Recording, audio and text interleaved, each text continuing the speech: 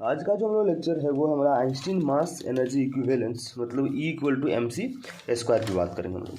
तो बेसिकली जो होता है इसमें जो मास को कैसे हम लोग मास को आपको दिखा दूँ यहाँ पर छोटा सा लिख कर कॉर्नर में कि जो मास को हम लोग एनर्जी में m जो है वो डायरेक्टली प्रोपोर्शनल टू E हो जाता है, मतलब E is equal to M C square. ये फॉर्मूला तक हम लोग पहुँचेंगे कि आइंस्टीन का सबसे फेमस इक्वेशन है, ये फॉर्मूला है equal to M C square. कैसे हम लोग मास को एनर्जी में कन्वर्ट कर रहे थे वो, तो चलिए देखते हैं हम लोग। According to the Newtonian mechanics mass and the energy are the two different physical quantity. हम लोग न्यूटन मैकेनिक्स के अकॉर्डिंग जानते हैं कि जो मास होता है और एनर्जी होता है दो डिफरेंट क्वांटिटी होता है, दोनों का अलग कंजर्वेशन लॉ है, दोनों का अलग यूनिट है। They are the separate unit and the conservation law for them. दोनों के लिए अपना अलग अलग कंजर्वेशन लॉ है, दोनों के लिए अपना सेपरेट यूनिट है, लेकिन बावजूद उसके कैसे हम लोग रिलेटिविस्टिक केस में एनर्जी और मास को इक्विवेलेंट कर देते हैं। मतलब मास अगर है तो अगर वो लाइट के वेलोसिटी से ट्रेवल कर रहा है तो वो एक एनर्जी में कन्वर्ट हो जाता है, या एनर्जी है तो उसको हम लोग मास में कन्वर्ट कर सकते हैं लाइट के वेलोसिटी के अकॉर्डिंग। मतलब रिलेटिविस्टिक कैसे ही हम लोग पढ़ भी रहे हैं थ्योरी ऑफ रिलेटिविटी, तो उसी के अकॉर्डिंग ये भी बनता है। तो but according to the Einstein theory of the relativity mass and energy are equivalent to each other and the same conservation law hold for them. कह रहा है कि अगर आइंस्टीन के थ्योरी के अकॉर्डिंग चले तो मास और एनर्जी दोनों इक्विवेलेंट होता है और दोनों सेम कंजर्वेशन लॉ को फॉलो कर रहा होता है। बोलता है कि mass and energy are the related to equal to M C square, जो आपको पहले ही थोड़ा सा कॉर्नर में लिख के हम बताए थे। जो जो एनर्जी होता है प्रोपोर्शनल टू मास होता है, और एक कांस्टेंट को ऐड करेंगे तो स्पीड ऑफ लाइट जिसको हम लोग बोलते हैं कांस्टेंट, और स्पीड ऑफ लाइट उसी को बोलते हैं, तो क्या हो जाएगा E इज इक्वल टू हो जाएगा एम सी स्क्वायर।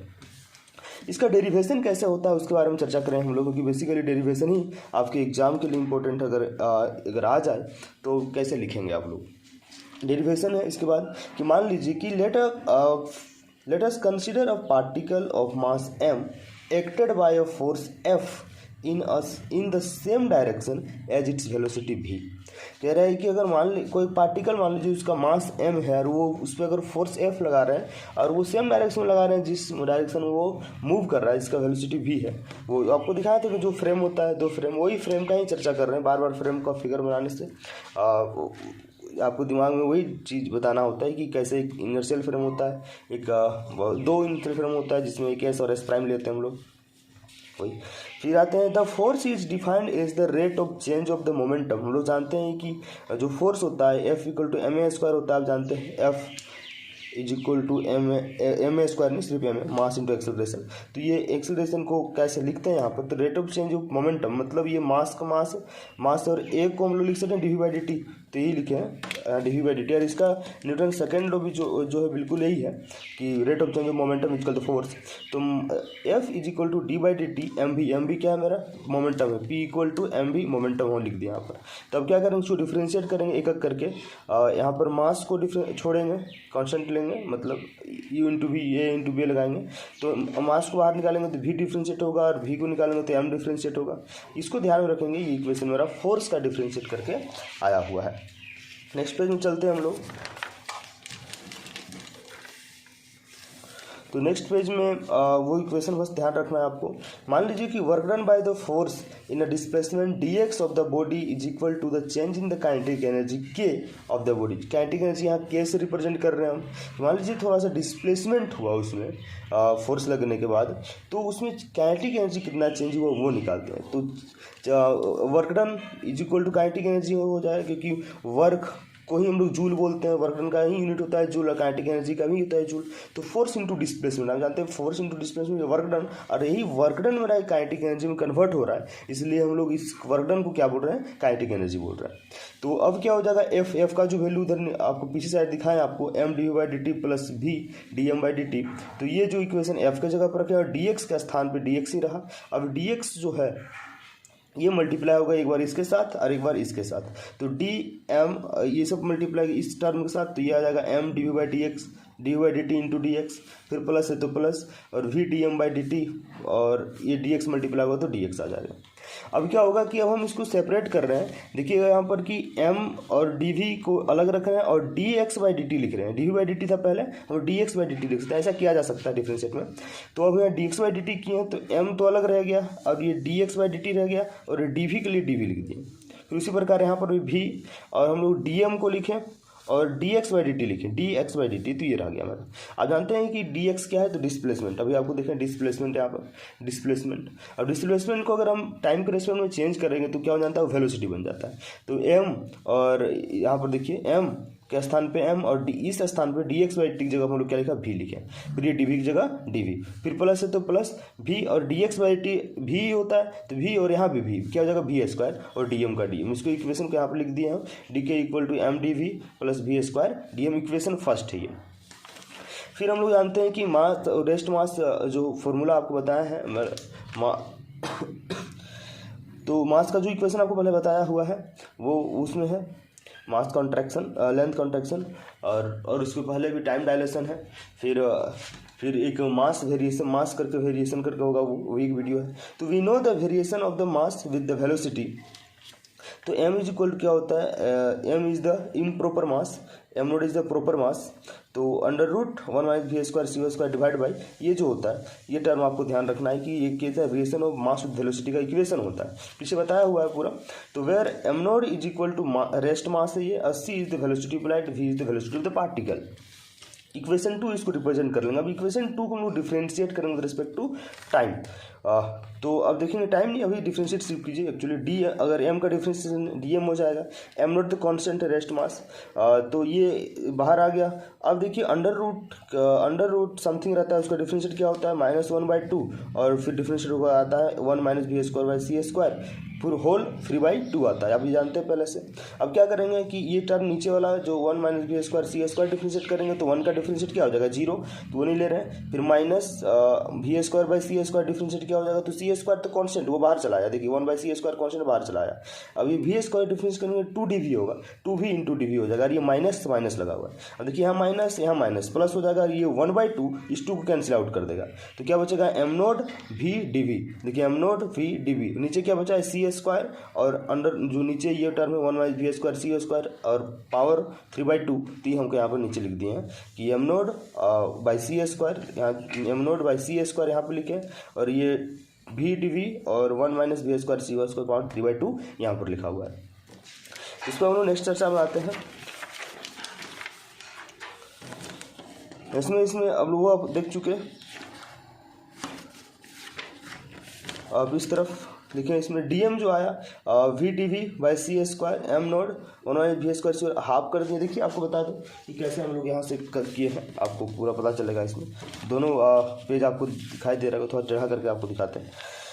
तो डी एम अब क्या हुआ कि M nought by C square था, यहाँ पर हम क्या किए, एम नोड और ये नीचे वाला टर्म को 2 पार्ट में डिवाइड किए, 3/2 तो उसको हम लिख सकते हैं 1/2, और फिर ये 1 minus V square by C square, तो ये वाला टर्म लिखे, और फिर ये यहाँ इसका पावर 1 है, कुछ नहीं है। तो आप समझो ये दोनों आखिर में मल्टीप्लाई होगा तो फिर 3/2 आ ही जाएगा, ये सब पहले वाले इक्वेशन की तरह।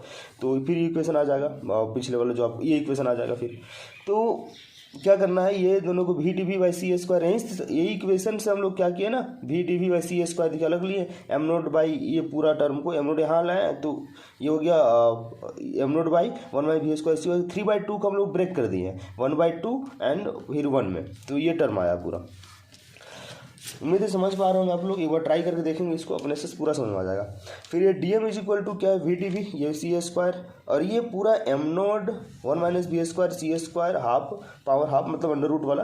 तो इसको हम लोग क्या बोलते हैं, ये मास का जो फॉर्मूला होता है कि variation of mass with velocity, ये इसकी जगह पर हम लोग क्या लिख दिए, इम्प्रॉपर मास जो है वो। और ये minus V S 1 by 1 minus V square by C square, ये टर्म जो है ये पूरा। देखिए यहाँ पर हम थोड़ा सा आपको लिख दिए कि कैसे रेस्ट मास होता है। तो इस जगह पे पूरा हम लोग एम पुट किए, क्योंकि ये पूरा वैल्यू एम का होता है।